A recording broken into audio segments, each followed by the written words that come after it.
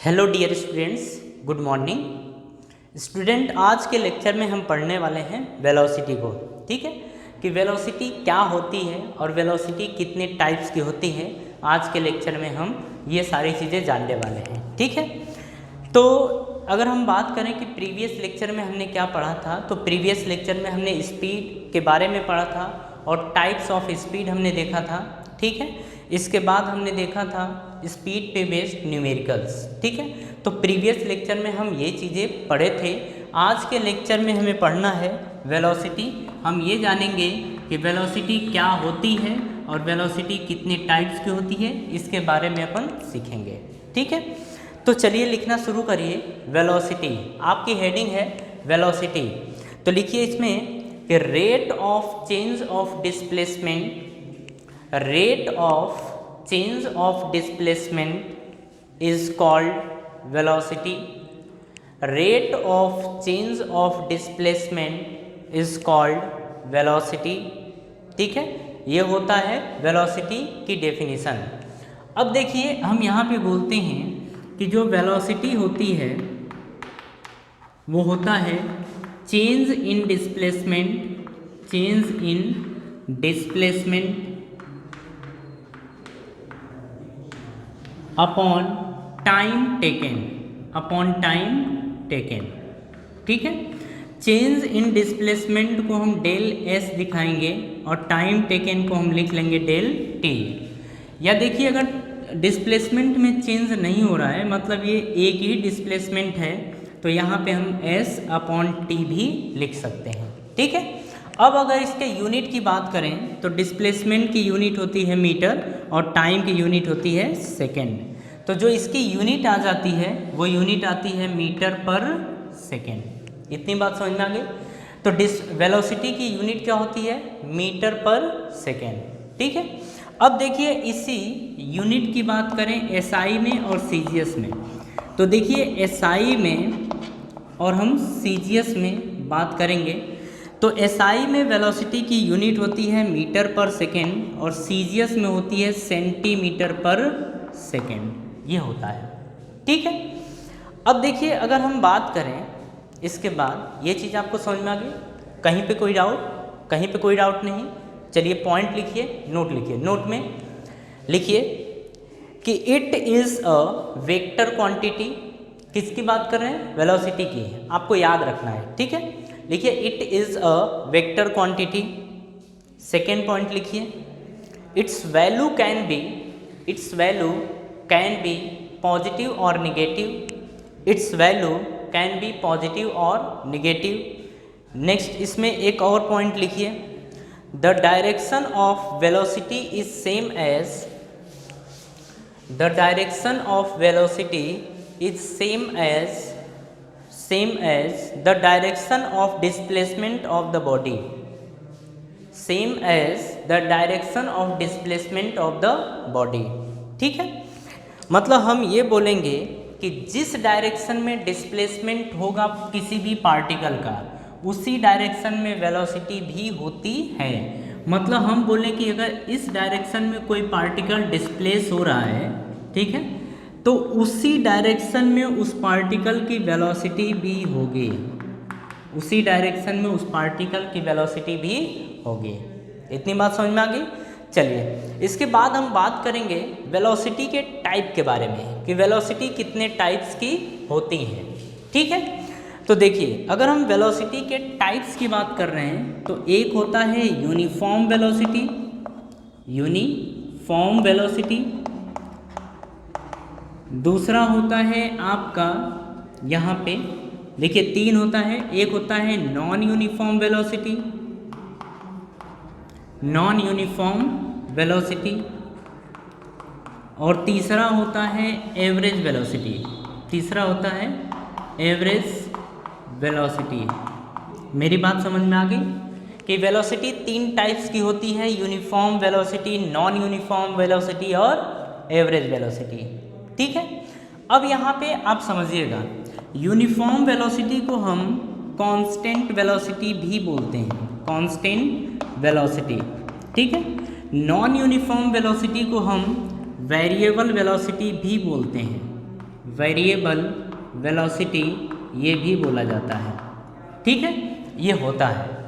तो ये तो वेलोसिटी के टाइप्स की बात थी। अब लिखेंगे यूनिफॉर्म वेलोसिटी या कांस्टेंट वेलोसिटी। आपकी हेडिंग है यूनिफॉर्म वेलोसिटी, ब्रैकेट में लिखेंगे कांस्टेंट वेलोसिटी, यूनिफॉर्म वेलोसिटी और कांस्टेंट वेलोसिटी।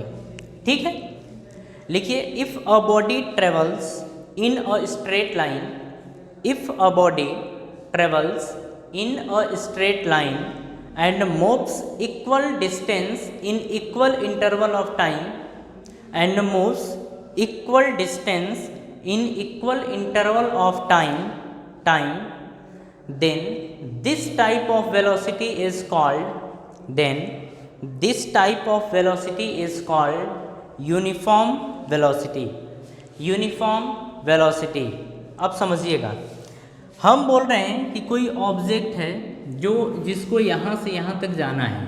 ठीक है, तो अगर ये ऑब्जेक्ट मान लेते हैं कि ये डिस्टेंस x डिस्टेंस है, ये भी x डिस्टेंस है, और ये 5 सेकेंड में x डिस्टेंस ट्रेवल कर रहा है, नेक्स्ट 5 सेकेंड में ये फिर से x डिस्टेंस ट्रेवल कर रहा है, डायरेक्शन इसकी सेम है, सेम डायरेक्शन में मूव कर रहा है, तो हम बोल रहे हैं कि इक्वल टाइम इंटरवल में इक्वल डिस्प्लेसमेंट या डिस्टेंस ट्रेवल कर रहा है। तो इस टाइप के मोशन को बोला जाता है, इस टाइप की वेलोसिटी को बोला जाता है यूनिफॉर्म वेलोसिटी। समझ में बात आ गई? चलिए इसके बाद लिखिए, इसी में एक एरो लगा के लिखिए the velocity of a body, the velocity of a body can be changed in two ways, can be changed in two ways। मतलब ये होता है कि हम इसकी वेलोसिटी को या वेलोसिटी को हम दो तरीके से चेंज कर सकते हैं। एक समझिएगा, पहला तो हम उसकी स्पीड बढ़ा के या घटा के वेलोसिटी चेंज कर सकते हैं, या फिर उस पार्टिकल की वेलोसिटी को कांस्टेंट रखें और इसकी डायरेक्शन चेंज कर दें, तब भी हम बोल देंगे कि वेलोसिटी चेंज हो गई है। ठीक है, तो लिखिए इसमें कि by changing the speed of a body, by मतलब फर्स्ट पॉइंट है इसमें कि by changing the speed of a body. Second point, by keeping the speed constant, by keeping the speed constant but changing the direction, but changing the direction. बात समझ में आ गई? चलिए इसके बाद लिखिए इसमें non uniform velocity, non uniform velocity.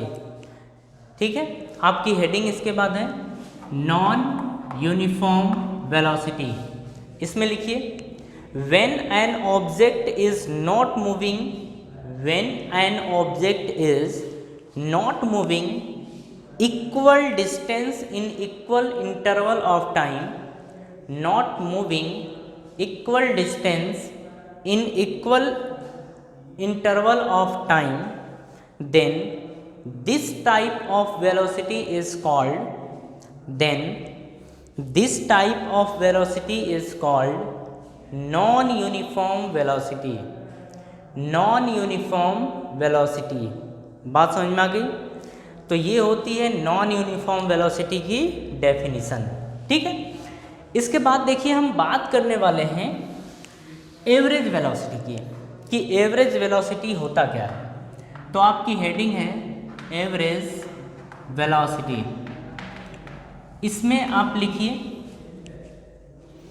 कि it is the ratio of the, it is the ratio of the total displacement to the total time interval, it is the ratio of the total displacement to the total time interval, total time interval in which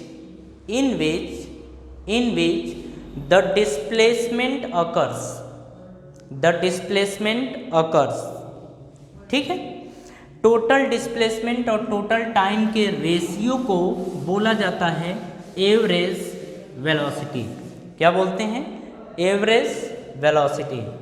तो यहाँ पे ध्यान से देखिएगा, हम बात कर रहे हैं एवरेज वेलोसिटी की, ठीक है। तो जो एवरेज वेलोसिटी होती है ये होता है total displacement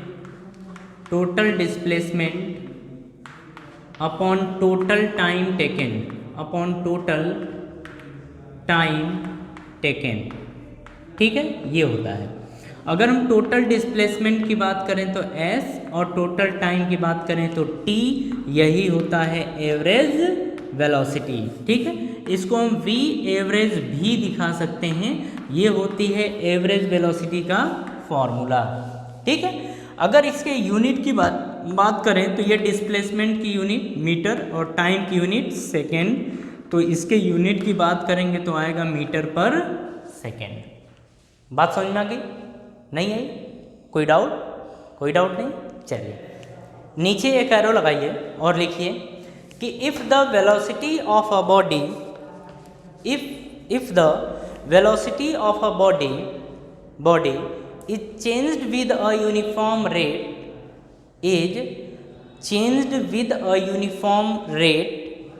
then the average velocity will be given by the arithmetic mean of initial and final velocity for a given time interval, ठीक है। हमसे देखिए पूछ रहा है एवरेज वेलोसिटी, तो अगर हमें फाइनल वेलोसिटी और इनिशियल वेलोसिटी दे दिया हो किसी टाइम इंटरवल में, तो उसमें एवरेज वेलोसिटी जो निकल के आती है वो आती है arithmetic mean of initial velocity and final velocity. इसका मतलब क्या है कि initial velocity plus final velocity by 2, ये होता है, ठीक है। अगर इनिशियल वेलोसिटी को हम मान लें कि u था, इनिशियल वेलोसिटी u था और फाइनल वेलोसिटी v था, तो यहाँ पे v एवरेज बराबर आ जाएगा u प्लस v बाई 2 आ जाएगा, और ये होगा आपका एवरेज वेलोसिटी, ठीक है। तो ये तो हमारा हो गया। इसके बाद एक और लिखेंगे आप, ठीक है। इसमें भी आप समझेंगे कि एवरेज वेलोसिटी का एक और तरीका होता है निकालने का, और सेम फॉर्मूला यही आएगा। देखिए इसमें जैसे क्वेश्चन जिस तरीके से या जिस हिसाब से क्वेश्चन आपका दिया होगा उसी हिसाब से आप वर्क करने वाले हैं, ठीक है। इसमें लिखिए, हेडिंग लिखिए, एवरेज वेलोसिटी इन uniformly accelerated motion. Average velocity इन यूनिफॉर्मली एक्सेलरेटेड मोशन मतलब ये है कि एवरेज वेलोसिटी तब निकालनी है जब एक्सेलरेशन यूनिफॉर्म हो, ठीक है। हमें क्वेश्चन में दे देता है कि यूनिफॉर्म एक्सेलरेशन से कोई ऑब्जेक्ट मूव कर रहा है, तो फिर हम कैसे निकालते हैं यहाँ पे एवरेज वेलोसिटी, वो देखिए। तो लिखिए इसमें, if the motion is uniformly accelerated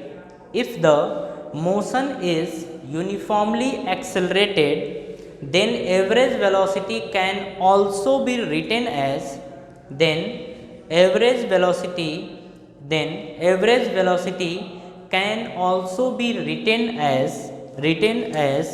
अब देखो जैसे था वही कि एवरेज वेलोसिटी जो होगा, एवरेज वेलोसिटी उसको हम कैसे लिख पाएंगे जब कांस्टेंट या यूनिफॉर्म एक्सेलरेशन हो, तो भी आएगा initial velocity plus final velocity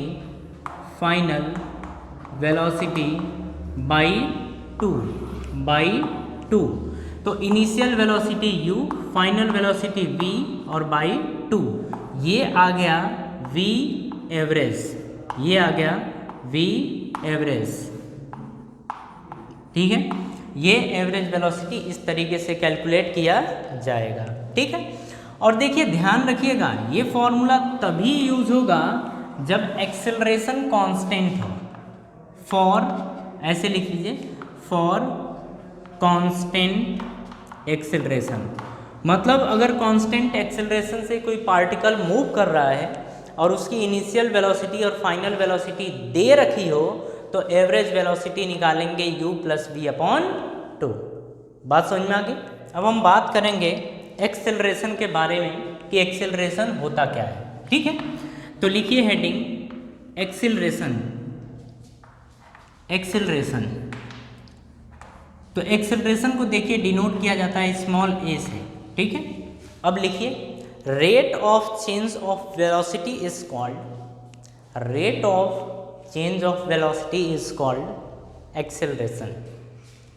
rate of change of velocity is called acceleration. ठीक है, तो हम यहाँ पे बोलते हैं कि जो एक्सेलरेशन होता है वो होता है change in velocity, change in velocity upon time taken, upon time taken, ये होती है हमारी एक्सेलरेशन। ये बात आप समझ गए। अब देखिए एक्सेलरेशन को हम, अच्छा लिखने के लिए हम यहाँ पे समझते हैं क्या क्या चीज़ हमें गिवन है। देखिए हम यहाँ पे बोल रहे हैं कि जो ऑब्जेक्ट की इनिशियल वेलोसिटी थी, इनिशियल वेलोसिटी थी वो पहले u थी, पहले u थी। ठीक है, लेकिन कुछ टाइम बाद, मतलब जो टाइम लिया गया है वो लिया गया है t, तो t टाइम बाद जो इसकी वेलोसिटी है मीन्स फाइनल वेलोसिटी वो हो जाती है v के बराबर। तो हम मान लेते हैं कि जो एक्सेलरेशन है वो एक्सेलरेशन a था। ठीक है, तो हम यहाँ पे ये बोलेंगे कि चेंज इन वेलोसिटी, तो देखिए चेंज इन वेलोसिटी का मतलब कि डेल v, और डेल v का मतलब होगा v फाइनल, तो v फाइनल का मतलब कि final velocity v minus initial velocity u, ये होगा चेंज इन वेलोसिटी। ठीक है, अब इसी को हम फॉर्मूले में पुट कर दें तो acceleration is equals to, acceleration यानी कि a इज इक्वल्स टू आ जाएगा चेंज इन वेलोसिटी मतलब v minus u upon time taken is t।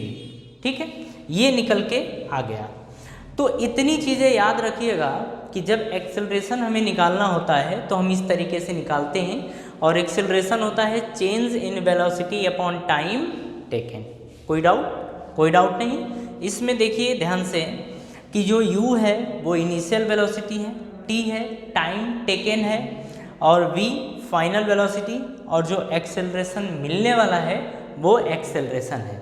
ठीक है, अब इसमें एक नोट लिखिए, ये चीज़ तो हो गया, नोट लिखिए कि acceleration is a vector quantity, acceleration is a vector quantity. ठीक है, acceleration is a vector quantity, तो a इज इक्वल्स टू आया था v अपॉन टी या डेल v बाई टी, ये आया था। अगर हम वेलोसिटी की बात करें तो वेलोसिटी की यूनिट होती है मीटर पर सेकेंड और टाइम की यूनिट होती है सेकेंड, ये होती है। ठीक है, अब देखिए यहाँ पे हम बात करने जा रहे हैं यूनिट की, यूनिट की बात करने जा रहे हैं। तो एक होती है SI यूनिट और दूसरी CGS यूनिट। ठीक है, अब यहाँ पे देखा जाए तो ये देखिए यहाँ पे मीटर अपॉन सेकेंड लिखा है, तो सेकेंड बाई 1 लिख सकते हैं क्योंकि ये m बाई एस था, लेकिन ये केवल अकेले s था तो s बाई 1 भी लिख सकते हैं। तो इसका ऊपर मल्टीप्लाई कर दीजिए, बीच का बीच में कर दीजिए, तो metre into 1 upon s into S यानी आ जाएगा मीटर पर सेकेंड का स्क्वायर। ठीक है, तो जो SI यूनिट होगी वो मीटर पर सेकेंड का स्क्वायर आएगा, और CGS जो यूनिट होती है उसमें मीटर के प्लेस पे सेंटीमीटर आ जाता है। ठीक है, तो ये आएगा CGS यूनिट सेंटीमीटर पर सेकेंड का स्क्वायर। तो ये यूनिट हो जाएगी एक्सेलरेशन का। कहीं पे कोई डाउट? कहीं पे कोई डाउट नहीं? समझ में कहीं बात आई? कहीं पे दिक्कत है? नहीं दिक्कत है। चलिए आगे मूव करते हैं, और आगे मूव करिए और नोट लिखिए।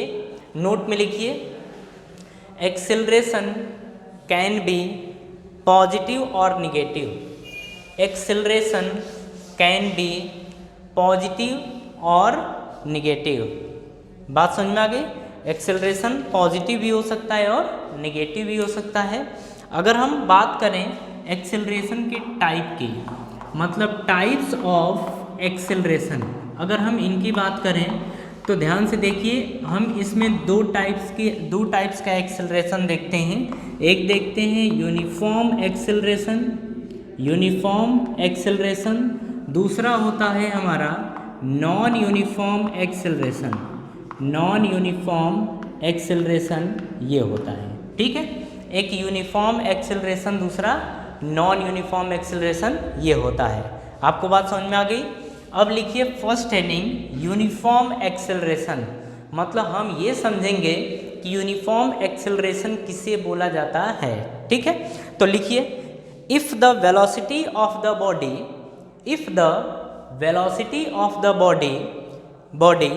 increases by equal amount in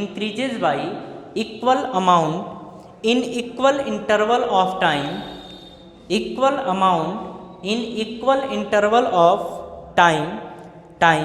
it is said to be uniformly accelerated।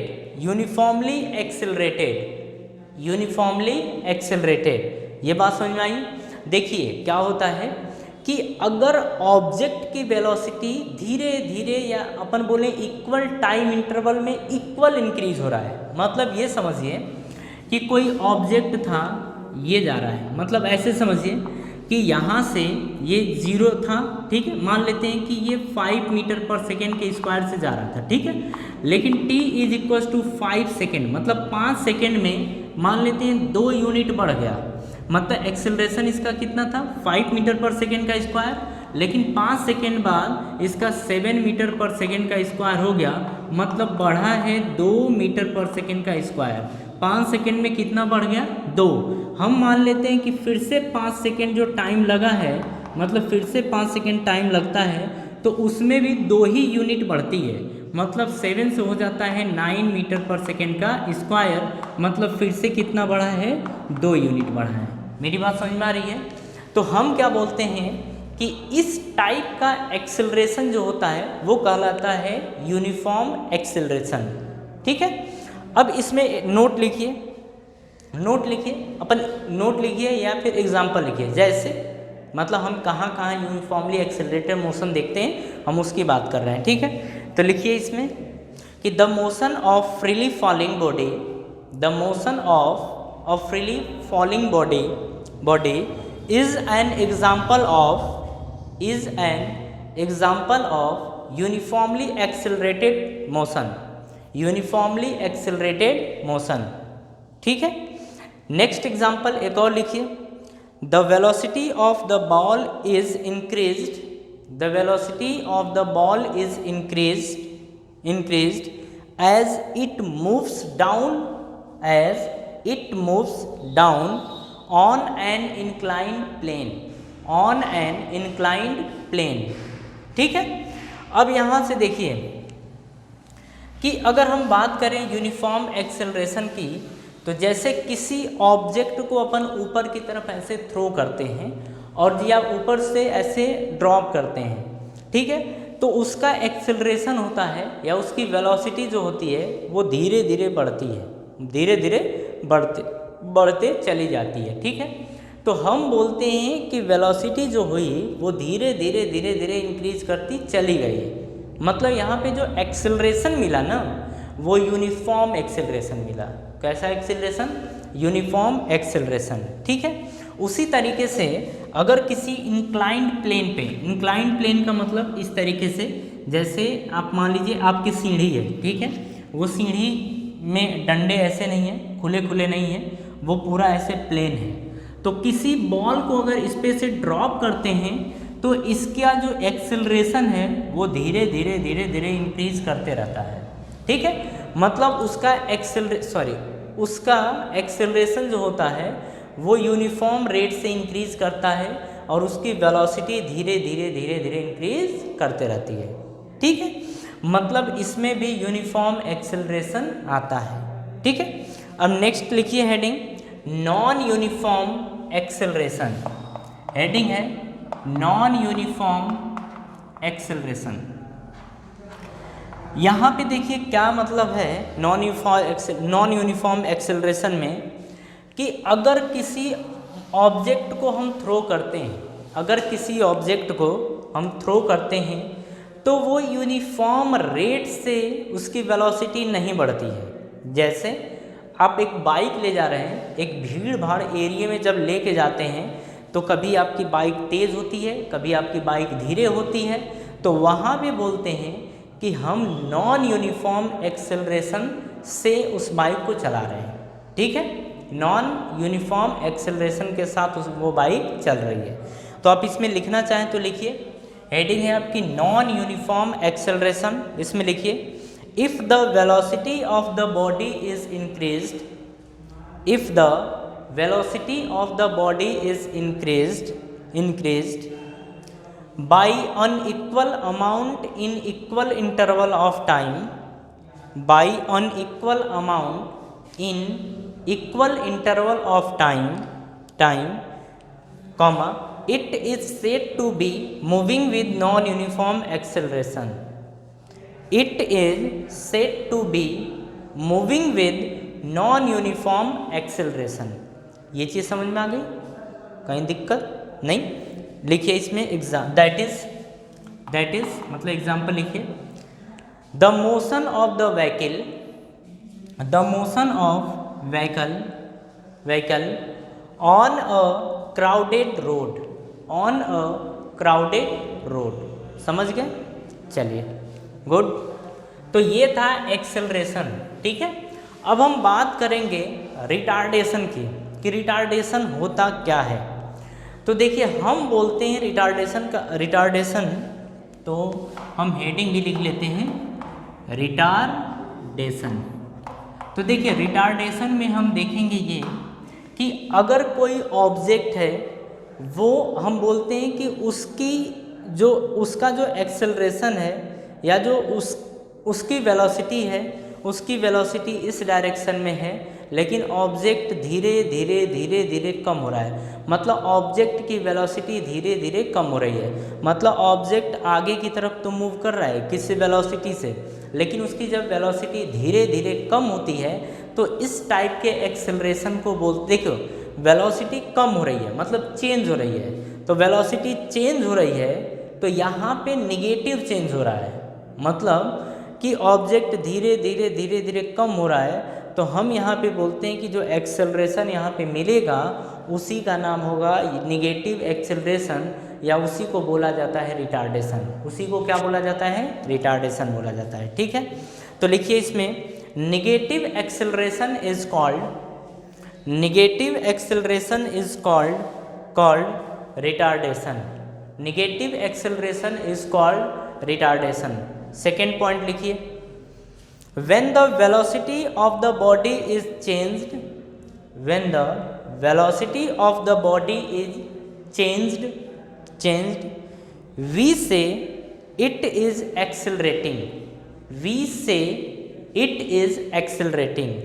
समझिएगा क्या बोल रहा है, अगर किसी ऑब्जेक्ट की वेलोसिटी चेंज होती है तो हम बोलते हैं कि ऑब्जेक्ट एक्सेलरेट हो रहा है।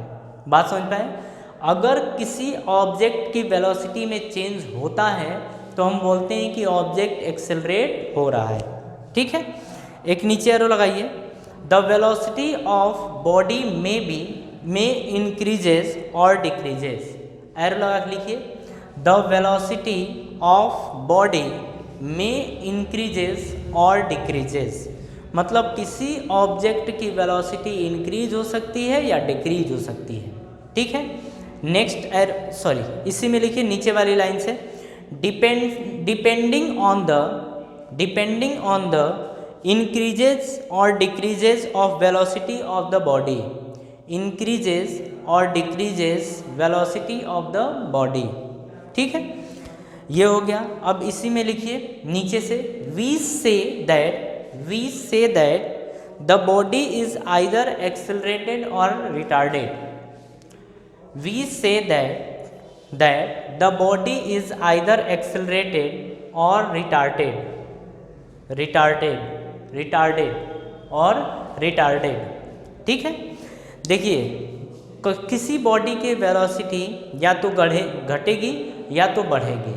घटने बढ़ने के बेस पे ही हम बोलते हैं कि ऑब्जेक्ट जो है वो एक्सेलरेट कर रहा है कि रिटार्ड कर रहा है, एक्सेलरेट कर रहा है कि रिटार्ड कर रहा है। ठीक है, नीचे एरो लगाइए और लिखिए if velocity of the body is decreased, if the velocity of the body is decrease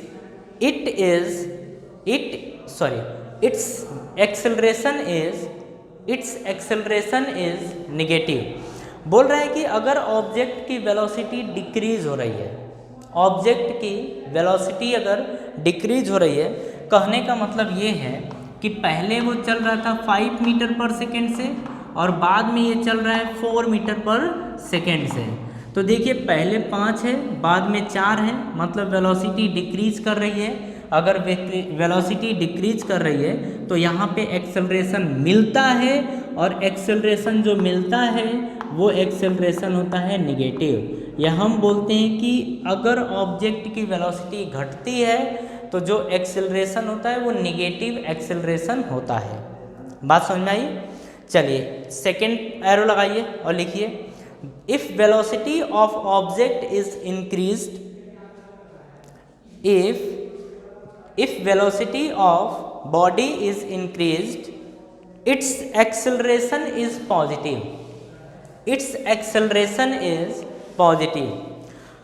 बोल रहा है कि अगर ऑब्जेक्ट की वेलोसिटी बढ़ रही है, मतलब पहले वो 4 मीटर पर सेकेंड से जा रहा था, बाद में वो 5 मीटर पर सेकेंड से जा रहा है, तो हम बोल रहे हैं कि इसकी वेलोसिटी इंक्रीज कर रही है। ठीक है, अगर वेलोसिटी इंक्रीज कर रही है तो भी एक्सेलरेशन मिलेगा, लेकिन इंक्रीज जब करती है तो वही एक्सेलरेशन होता है पॉजिटिव, मतलब हम बोलेंगे पॉजिटिव एक्सेलरेशन। बात समझ में आ गई? तो देखिए यहाँ पे अगर हम रिटार्डेशन का फॉर्मूला लिखें तो जैसा फॉर्मूला एक्सेलरेशन का होता है वैसा ही रिटार्डेशन का भी होगा। ठीक है, तो हम लिखेंगे रिटार्डेशन। तो रिटार्डेशन होता है change in velocity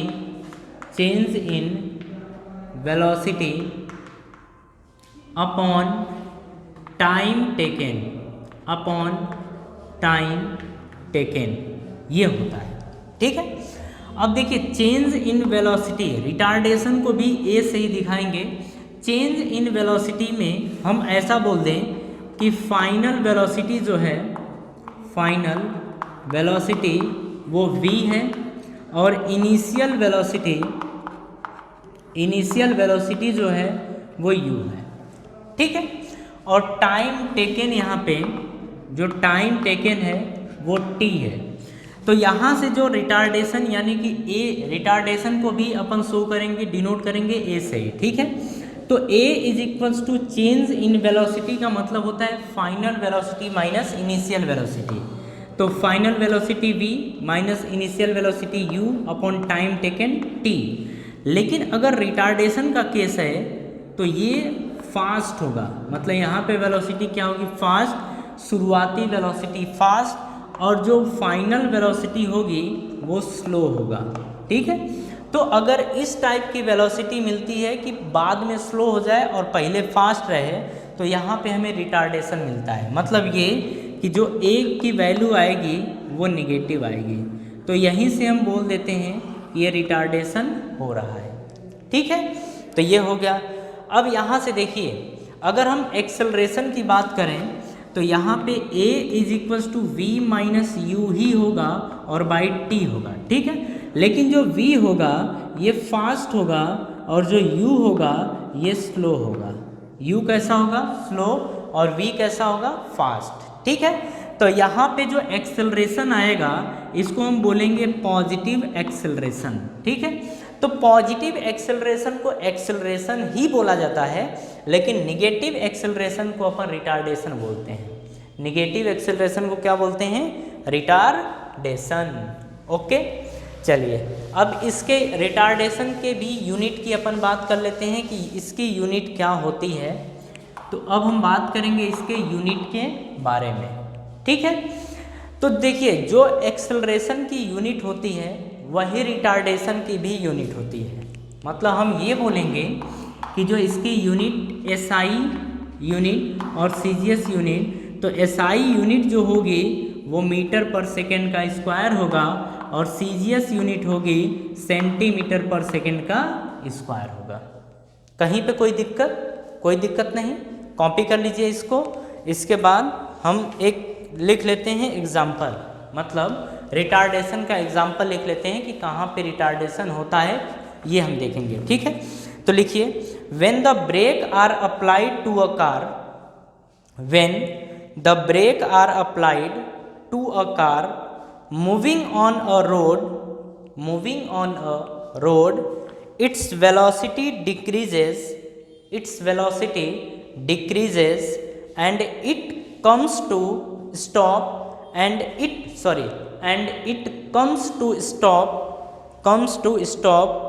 this decreases in velocity is called retardation। समझिएगा, यहाँ पे जैसे कि अगर हम किसी बाइक को ले जाते हैं, ठीक है, और उस बाइक या कार के ऊपर जब ब्रेक अप्लाई किया जाता है तो उसकी वेलोसिटी पहले की तुलना में कम होती है, ठीक है। मतलब पहले वेलोसिटी ज़्यादा थी और बाद में वेलोसिटी कम हुई, तो फिर हम यहाँ पे जो वेलोसिटी मिलता है तो हम बोलते हैं कि इनके कारण यहाँ पे रिटार्डेशन हुआ है। मतलब कम वेलोसिटी होने के कारण ही रिटार्डेशन आता है, ठीक है। इतनी बात समझ गए। चलिए देखिए, अगर हम नेक्स्ट लेक्चर की बात करें, मतलब आज का लेक्चर हमारा यहीं पे कंप्लीट होता है। तो आज के लेक्चर में हमने वेलोसिटी और एक्सेलरेशन देखे, इसे आप अच्छे तरीके से रिवाइज कर लीजिएगा, कोई भी दिक्कत नहीं होगी, ठीक है। नेक्स्ट चैप्टर हमारा फोर्स है, हम उसे पढ़ेंगे, लेकिन हमें उसके पहले इस चैप्टर को कंप्लीट करना पड़ेगा, क्योंकि वहाँ पे हमें फोर्स चैप्टर पढ़ने में इसकी हेल्प लेनी पड़ेगी, ठीक है। अब देखिए, नेक्स्ट लेक्चर में हम सीखेंगे इक्वेशन ऑफ मोशन के बारे में, डेराइव करेंगे इक्वेशन ऑफ मोशन को, फिर इस पे बेस्ड क्वेश्चन करेंगे, उसके बाद हम ग्राफिकल मेथड पढ़ेंगे, मतलब ग्राफ पढ़ेंगे, ठीक है। तो आज का लेक्चर हम यहीं पे समाप्त करते हैं, मिलते हैं नेक्स्ट लेक्चर में। तो थैंक यू।